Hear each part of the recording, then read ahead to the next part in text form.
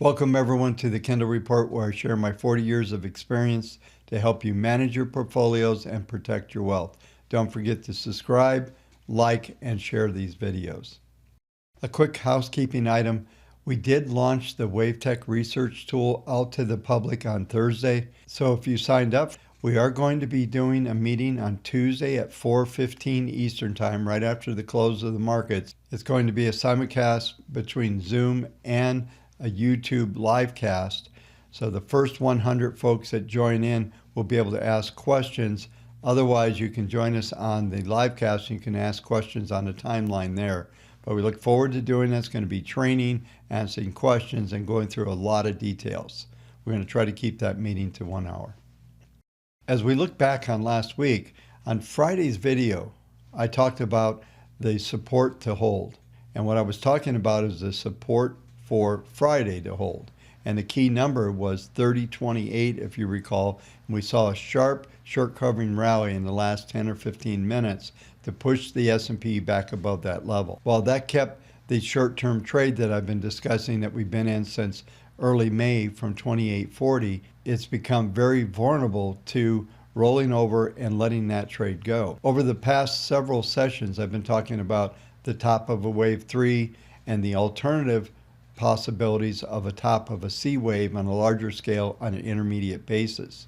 We're going to find out a lot this week. This is going to be a very significant week from the patterns that are unfolding that will tell us about the next 2 to 3 weeks and maybe beyond. We're going to have to be patient to see how the market responds around some of the key support levels that I will discuss in the technical section here shortly. Looking to fundamentals this week, we have retail sales coming out. I don't expect much from that.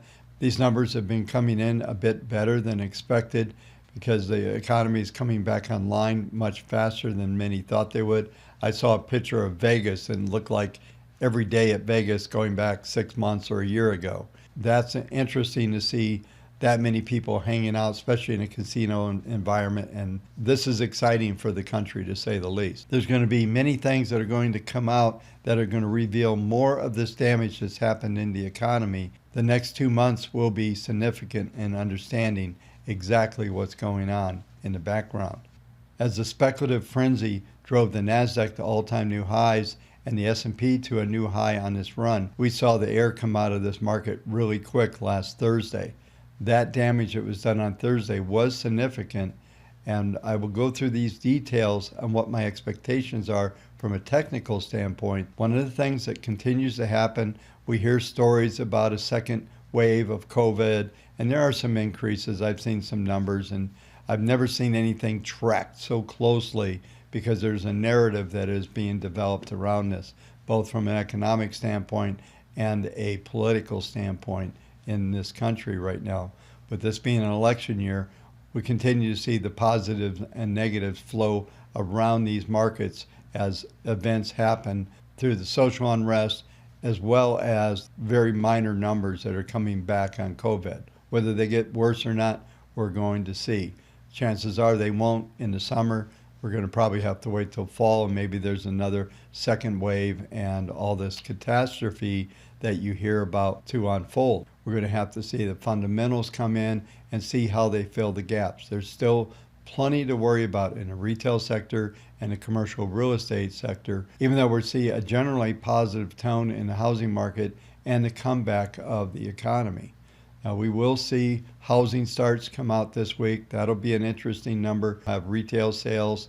The biggest thing that's going to happen this week is Chairman Powell will be speaking on Tuesday and Wednesday. If Powell doesn't do a better job than he did at last week's Fed meeting, then this could be very interesting in spiking volatility again, as the market uncertainty is likely to emerge. When I go through the technicals, you're going to see the volatility that is likely to emerge out of these markets this week. Last week's action did signal a substantial event, and that event was an outside reversal bar on an intermediate basis. Let's go ahead and take a look at the charts, see exactly what we're expecting to see on this market. On Sunday nights, I go through the database output for the week, and we're seeing quite a few new buys, about 800, pushing the bullish percent up to 39.32%. Now, while this database continues to get more traction, these are longer term trades that are likely to be held for 200 to 250 trading days, which is roughly the better part of a year. So these are starting to come into longer term trades. When I go through the technicals, you'll see how these type of trades will play into the market scenario as we go forward. If we go over and look at the daily signals here, you'll see that we now are still at 80.13%, but this is likely, if market stays down like it is overnight, roughly about 2.75%, we're going to see another tranche of orders come off on this. And I discussed this a couple sessions ago as this database was all the way up at 90%. I told you that was one of the things that confirmed that we are at a significant high in the markets, and we're going to start to see some retracement, and this database is going to start to rotate to at least 60% bullish, maybe down into 50 or 40 percentile, depending on how deep this correction that we're entering is going to last. If you just subscribe to the tool, I just want to show you very quickly here. If you click down below here where it says current entries, you'll see that there's 44 new entries, 103. You can see all the trades by simply clicking on that link. It will bring up a page that will show you all of the buys and sells that have been generated by this model. And they'll come up into an HTML page. There's 147 total signals. The dollar signs are new buys. All the X's are just that, they're exits. And so you can see by sector, some of these things are mapped, some of them aren't mapped, depending on the symbols and when they came into the database.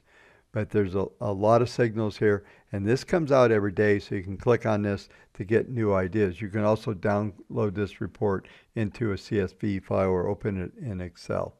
This is where you find daily activity. These longer term models that I just was talking about, you can do the same thing. We click on the link for the weekly 3-2 model. If you come to the meeting on Tuesday, you'll find out what the difference is between 1-2 and 3-2 and all that. But now there are 605 total symbols on this page, and then we're looking at 31 pages of signals. And you see a lot of buys in a signal. So the intermediate, a lot of things are starting to come in. And as those of you that have been around a long time and have been customers of mine, you know that these are good events. When a market comes in weak like this, we're getting intermediate buys. We're just getting much better pricing. Instead of buying when the market's way up, we're going to get some really good pricing here. Now, overnight, we're seeing some substantial selling. We're also seeing substantial volume in the futures. In the last week, we've been getting, by this time in the evening, we are probably at about 80 to 100,000 contracts traded. We've traded 250,000 already tonight, and the sellers have been very aggressive. Since I did the front end of the video, the market has continued to decline. It was holding up around the 2960 level, and it just collapsed in the last couple hours, and we traded just below the R3 number, which is 2935.50. The STX, or the extreme, is 2908. There's something that has occurred, and I talked about this on Friday's video, that this 2964 on the cash market, it is 2936 on the futures. And as I said on Friday, if the market trades down below the 2964 level on the cash, 2936 on the futures, this will negate this whole 5-wave scenario. The top of wave 3 that I talked about was to be a minor 3. And the collapse that we saw on Thursday was somewhat of a signal that maybe we're not a wave 4, that it was completing a bigger sequence. And I'll show you in a minute that the sequence that we most likely completed was the top of a C wave. And we're going to go into that alternate wave count that I talked about on Friday's video. So we're going to cover that here in a second. But you're going to see some acceleration going on in the PPM. This is the futures contract, and you're seeing some substantial acceleration on the PPM1. PPM2 is still positive. PPM3 is positive. PPM1 is in trend mode, minus 0.35. Those of you that are just watching this, the PPM stand for price pressure momentum, and that tells us the angle of attack of the trend. This trend is accelerating, and it's also below a minus 0.25, which tells us it's in a downtrend that gives us a probability that the market will not be able to get above the 30.99, and that's starting to decline about a little bit more than 1/3% per day. That's telling us it's a substantial movement down, and we're going to be sandwiched down at the lower end, at least for today, of this trading range, which is 29.35, 29.08. Now, just looking at the market grid, one of the things that happens on these extreme days like what we're seeing is that once you get down to the number, we've seen the low tonight at 29.23. S3 is 29.35. We probably will hold the 29.08 number, and most likely what will happen is the futures will trade between 29.35 and the number all the way back up to 29.96 is significant. Also, you notice the number, the 200-day moving average is 29.94. So the way this evening trade started was it gapped down, it traded at the 200-day, and it's just been selling underneath all evening long. Now we've got a long night ahead. A lot of the selling that we're seeing here are the London traders that came in and they knocked this market down. Now we'll see how it trades into the open, but it does look like we're going to see a drastically lower opening. So back to those that are using the intermediate trade signals, those signals are going to give some really good entry points as the markets open weaker in the morning, especially those ETF signals, the mutual fund signals. We'll see how the market closes.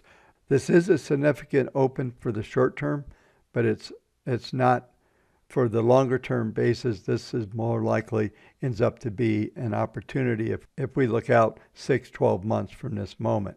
I've switched over to the cash market. We were just on the futures. Now we're on the cash market looking at the weekly cash configuration. I'll go through the reversal pattern that was confirmed on Friday and talk a little bit more about this pattern that's unfolding as far as the upward ABC and what's likely to happen. Now the market grid, you'll see that it will be posted in the community area when I finish this video. The potential for today looks like it's going to be S3, which is 29.06. As we look at the weekly chart, the S3 is 29.06 and the extreme is 28.65. So it looks like we're going to attempt to trade down into that level early in the morning. Now, we could see a rebound before the U.S. Open, and this S2 number, 29.53, could be substantial. We see ppm1 at 1.92, which is a very strong uptrend. It's starting to decline, and suggesting that momentum is coming out, but the support level is going to be around the 29.70 to 29.85 level, estimating where it's going to come in when the prices start to calculate tomorrow. That's going to be a key number as we come into the week as far as things go. But let's take a look at this reversal pattern. This is a very significant pattern as we look at just the bar graph. I know a lot of folks use candlesticks. I'm not a big candlestick fan. I'm still an old school with the bars, even though the candlesticks look pretty. Looking at the weekly chart without the grid on it, we're now able to see this reversal pattern. It was substantial. We made a new high from the week before last, a new low. We closed in the lower 60% of the range. If the market can close lower this week, we will see at least 2, maybe 3 weeks lower. Let's draw on this pattern that's likely to unfold. I discussed this in Friday's video where we have this ABC down, and now we've had an ABC up. And my expectations is that we will get a move down here, which we're starting somewhere around the 28.80 number that I talked about a few minutes ago. There will likely be a minor rebound, and then there'll be another move down, which is likely to move to this 200-week moving average. What happens this week is going to be significant, as I mentioned in the opening comments. Because of this reversal pattern, a lower close will confirm it and signal at least 2, as many as 3 weeks of downward prices. I don't see a collapse coming here. We most likely will see an exit of the short term. There's no buy signals on SPY or SPX from an intermediate standpoint, it's going to continue to be neutral, and we're likely to see a move down toward this number that I just talked about. There could be a much steeper move, but for right now, this looks like how the pattern will unfold. If you want to watch Friday's video, I went through all the Fibonacci relationships. I'm just going to cover this basic pattern tonight, and after we see how the markets trade on Monday in tomorrow night's video, I'll go through and talk a little bit more about this pattern. This will complete the analysis.